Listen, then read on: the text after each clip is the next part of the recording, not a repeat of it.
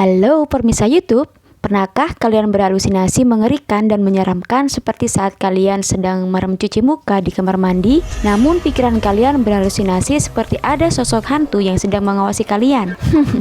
Sama, saya juga pernah walaupun sebenarnya gak ada apa-apa. Seperti pada review film kali ini, Mawar Film akan meringkas kembali film yang bergenre horror thriller yang berjudul Fear of Rain dan rilis pada Februari 2021. Film ini kurang lebih mengangkat tentang sebuah penyakit mental, seorang remaja yang sering parno saat penglihatan atau pendengarannya merasakan sesuatu yang asing. Hey guys, film ini dijamin membuat kalian penasaran, sekaligus deg-degan karena memadukan ilusi, teror, dan misteri. Yuk langsung simak ceritanya. Dari awal film sangat meresahkan sekali. Diperlihatkan seorang gadis remaja bernama Rain lagi lari dikejar-kejar seorang pria yang pakai baju serba hitam, layaknya cosplay malaikat pencabut nyawa di versi film-film. Tepatnya dalam sebuah hutan, kemudian Rain bersembunyi di balik pohon yang besar. Namun ternyata pria tersebut mengagetkannya dari belakang dan duar, memeo. Rain berhasil tertangkap dan dia digeret kayak hewan kurban dengan tangannya diikat dan pria tersebut melemparkan Rain ke dalam sebuah lubang kubur lalu mengubur Rain hidup-hidup. Gak lama kemudian Rain kembali bangkit dan akan kabur namun pria tadi menangkapnya lagi. Dan scene tiba-tiba beralih Rain berada di rumah sakit dan sedang ditangani beberapa dokter karena Rain teriak-teriak kayak orang kesurupan. Ternyata hal kejar-kejaran tadi bukan hal nyata, namun hanya halusinasi mengerikan Rain aja guys. Rain adalah seorang gadis yang menderita penyakit skizofrenia. Sekedar info nih, skizofrenia adalah gangguan kejiwaan kronis ketika pengidapnya mengalami halusinasi, delusi, dan juga menunjukkan perubahan sikap. Pengidap skizofrenia umumnya mengalami kesulitan untuk membedakan antara kenyataan dengan halusinasinya sendiri. Dokter dari rumah sakit menyarankan agar Rain dirawat di rumah sakit gila. Namun orang tua Rain menolak keras. Kemudian dokter juga menyarankan agar Rain tetap rutin meminum obat dan mengunjungi psikiater setiap seminggu sekali. Sepulang dari rumah sakit, Rain disambut gurunya yang sekaligus menjadi tetangganya, yakni Nyonya MC Connell. Bentuknya kayak tengkorak hidup, kurus banget. Sampai di kamarnya, Rain memperhatikan ruangan tersebut dan sepintas mengingat-ingat kejadian yang dialaminya bekas dia berhalu sebelum masuk rumah sakit. Dia menemukan bekas cekaran di tembok dan kukunya yang patah sebab dari halusinasinya tersebut. Rain juga mengecek luka di tangannya. Ternyata di tangannya sudah banyak belatung hidup. Namun Rain meyakinkan dirinya bahwa hal tersebut nggak nyata dan tangannya berangsur menjadi normal. Suatu hari Rain pergi ke kampus. Sampai di loker gak sengaja obat penenangnya jatuh berserakan. Ketika Rain mengambil obat tersebut, teman-teman kampusnya ngeliatin Rain kayak ngeliat orang aneh gitu. Sampai di kelas ternyata pelajaran udah dimulai. Dan ternyata di kelasnya juga ada siswa baru yang kayak tertarik gitu sama Rain. Namanya Slap. Dan mereka berdua saling lihat-lihatan salting alias salah tingkah. Waktu di kantin, Alexa, sobat dekat Rain, udah nggak nganggep Rain sahabatnya lagi. Dia malah punya teman baru. Rain yang ingin duduk di samping Alexa tersebut malah diusir dan dibully teman-temannya. Rain yang nggak mau urusan tambah panjang, akhirnya dia pergi duduk dan makan sendirian di sebuah taman. Gak lama kemudian, Slap si cowok baru di kelasnya tadi menghampiri Rain dan ngajak main sulap kartu remi. Ya walaupun Rain agak nggak minat sih. Mereka berdua mulai ngobrol dan saling berkenalan. Bahkan Slap ngerencanain ngajak Rain ngopi di kafe. Pulang dari kampus, di jalan Rain malah dikagetin pria berbaju hitam tadi yang lagi nyulik anak kecil. Sekejap Rain terkejut dan kaget. Dia menengok ke sana sini dan ternyata pria tersebut sudah menghilang. Sesampai di rumah, Rain meminum obat penenang pikirannya yang jenisnya udah kayak buih di lautan. Banyak banget. Sementara malamnya Rain tidur di kamar tamu, sembari ayahnya memperbaiki kamarnya dalam beberapa hari ini. Rain gak sengaja lihat keluar jendela kamarnya. Dia ngelihat sekilas anak kecil yang sedang mengetuk dari jendela rumah tetangganya, alias guru di kampusnya tersebut. Namun ibunya kemudian datang. Dia nanyain apakah ibunya juga ngelihat anak kecil tersebut. Tapi ibunya gak lihat apa-apa. Dan ibunya menanyakan gimana keadaannya di kampus tadi. Rain hanya menjawab dengan keadaan sok tegar kalau dia udah biasa dibully teman-temannya karena penyakit psikisnya tersebut.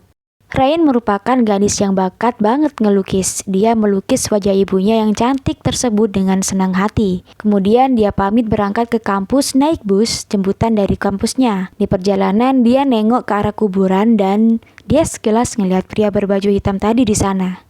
Di kampus, Rain nyoba buat deketin Alexa lagi. Namun Alexa yang sok kecekepan ini malah nolak dan ninggalin Rain. Gak lama kemudian, Slap datang buat ngehibur Rain dan nawarin mau nganterin kemanapun Rain mau. Rain kuy aja lah walaupun awalnya nolak.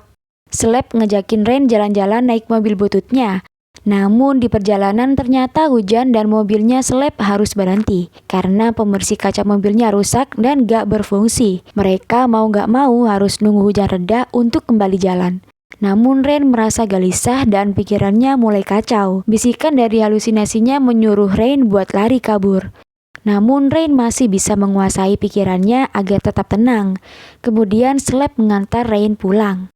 Pada suatu malam, Rain rebahan di kamar, namun tiba-tiba halusinasinya mulai kambuh dan membawa pikirannya ke dalam hutan di mana tempat dia dikubur hidup-hidup dulu. Dan sekilas terlihat seorang anak kecil meminta tolong dari dalam jendela rumah tetangganya.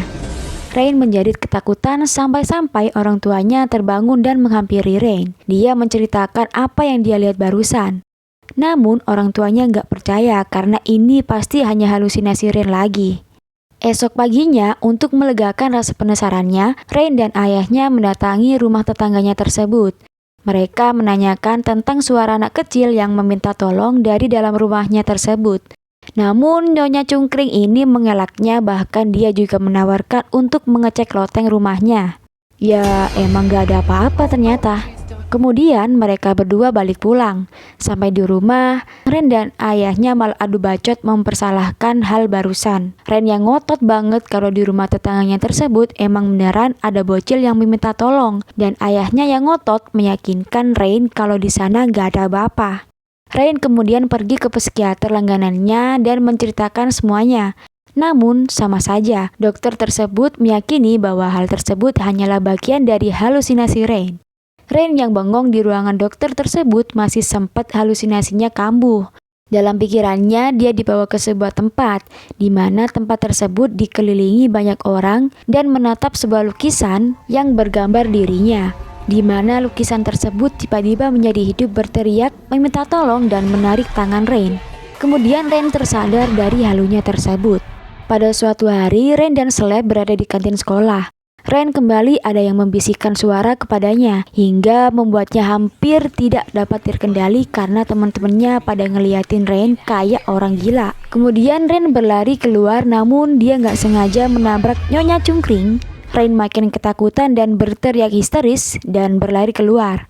Slap yang menyukai Rain tersebut mencoba untuk menenangkan Rain. Rain menceritakan semuanya tentang Nyonya Cungkring dan Slap bersedia menemani Rain mencari bukti ke dalam rumahnya Cungkring sepulang sekolah nanti.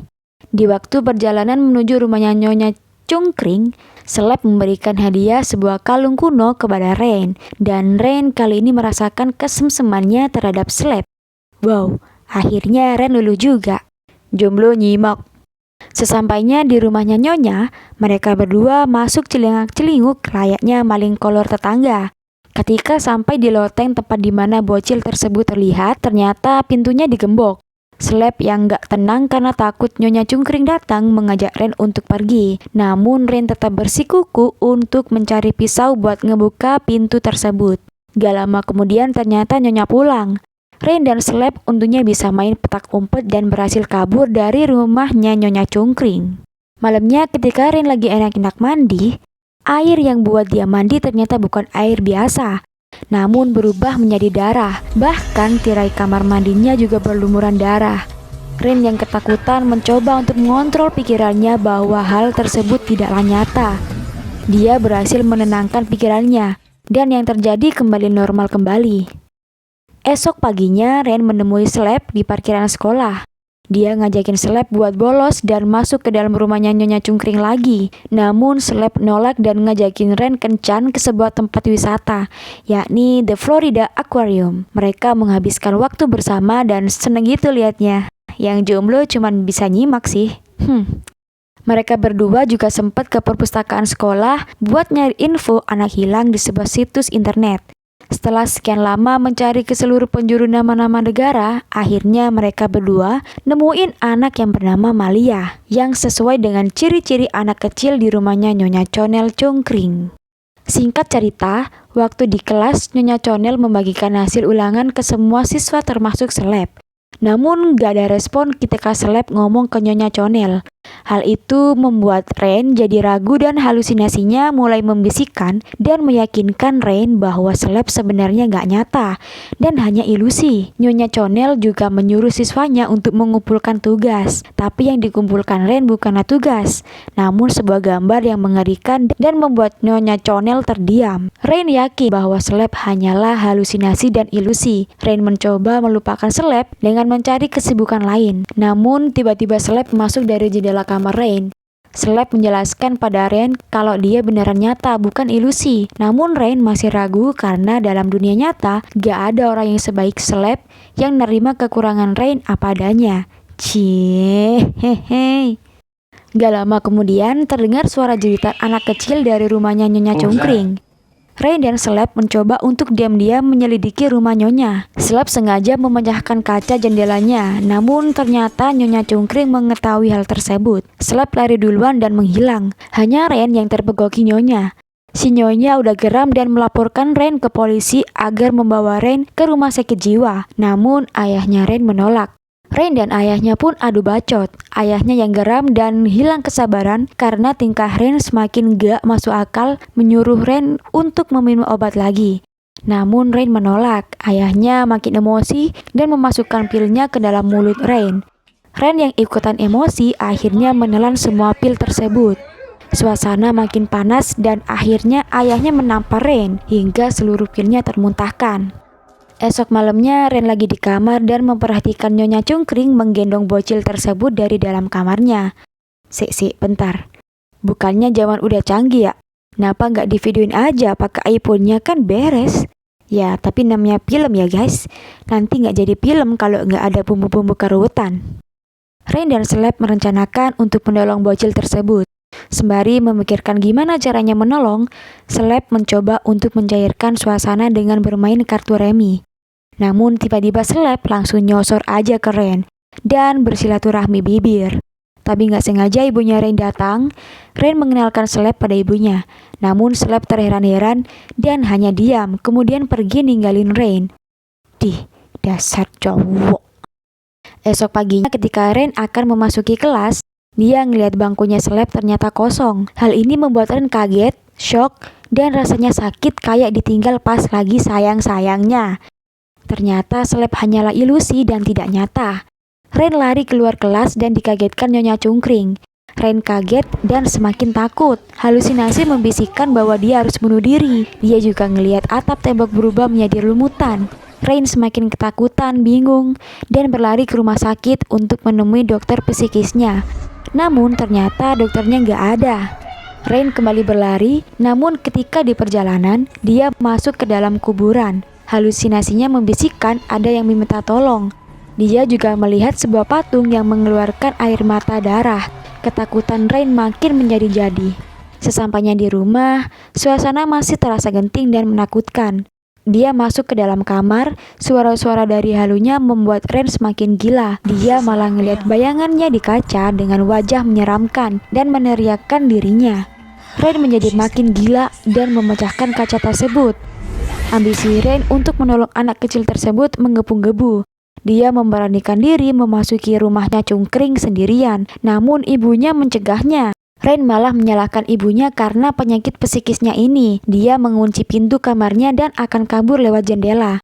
Namun ayahnya mendobrak pintu kamar dan mengatakan semuanya, bahwa sebenarnya ibunya sudah meninggal 3 tahun yang lalu. Lalu siapa tadi? Ternyata ibunya tadi hanya halusinasinya Rain. Ayahnya berbohong dan mempengaruhi pikiran Rain dengan membiarkan Rain berhalu tentang ibunya agar dia merasa senang, bahagia, dan gak merasa kehilangan ibunya. Rain gak bisa nerima kenyataan dan mulai tambah gila. Ayahnya menelpon 911 untuk menyerahkan Rain ke rumah sakit jiwa. Namun Rain gak mau dan kabur lari ke dalam rumahnya Nyonya Cungkring.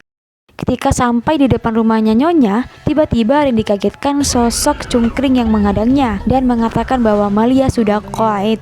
Namun ternyata si Nyonya tadi hanyalah ilusi Rain sendiri. Setelah sampai di sana, Rain menemukan bocil yang menyuruhnya untuk bunuh diri. Namun bocil tersebut bukan Malia, melainkan halusinasinya saja. Ketika dia meyakinkan pikirannya bahwa bocil tersebut tidak nyata, ternyata di belakangnya sudah ada tubuh ibunya yang menggelantung alias bunuh diri. Lalu dia memeluk dan memangku ibunya. Dia menangis mengatakan bahwa Rain gak pengen jadi gila dan gak pengen kehilangan ibunya. Kemudian ibunya menghilang gitu aja. Gak lama kemudian, si Nyonya cungkring ini datang. Rain mencoba ngambil kunci dan berhasil masuk ke dalam ruangan bawah tanah tempat si bocil Malia disekap. Namun, baru aja masuk ruangan, tiba-tiba dia terjatuh di dalam kuburan dan dipukul pakai pacul oleh pria berbaju hitam tadi. Yap, bener, ini hanya halusinasi. Rain kembali melanjutkan pencariannya. Ternyata Malia disembunyikan di dalam sebuah kurungan, tapi bukan kurungan. Apa ya? Kayak sebuah ruangan kecil gitulah. Namun gak lama kemudian ternyata si Nyonya cungkring curiga kalau ada yang masuk ruangan tersebut dan mengeceknya. Sampai di sana ternyata Rain udah sembunyi di dalam kurungan bareng bocil tersebut. Nyonya mencoba untuk membantu Rain keluar dan mengatakan bahwa bocil tersebut gak nyata dan hanya ilusi. Tapi bisikan-bisikan halunya Rain mengatakan kalau ini nyata. So, Rain melawan Nyonya tersebut dan membawa lari si bocil. Namun si Nyonya mencegahnya dan mengajak untuk berdamai dengan mengatakan untuk merahasiakan ini semuanya agar Rain juga gak dibawa ke rumah sakit jiwa.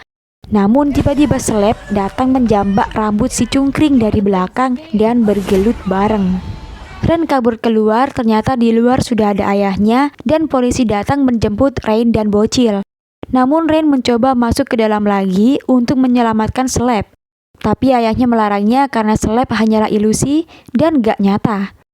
Gak lama kemudian terlihat Slap keluar dari garasi mobil. Dan saat itulah ayahnya Rain percaya kalau Slap sebenarnya nyata. Kemudian Slap segera ditangani agar mendapatkan pengobatan. Akhir dari cerita, si Rain akhirnya bisa merasakan obat yang selama ini dia minum bisa bekerja dengan baik. Dan udah bisa ngebedain mana yang hanya halu dan mana yang nyata. Bahkan dia bisa ngelihat ibunya yang udah meninggal dan berakhir bahagia. Udah gitu aja. Kalau kalian lihat film ini bener-bener bikin greget guys. Kalian bakalan diribetkan dan dibingungkan mana yang nyata dan mana yang hanya halusinasi. Yang pengen link filmnya kalian komen di bawah ya. Semoga kalian terhibur dan jangan lupa klik tombol subscribe dan loncengnya ya. Kalau kalian lagi gabut, share juga dong ke teman-teman kalian, gebetan, pacar, mantan, atau ke semua sosmed kalian. Sampai jumpa di alur film berikutnya.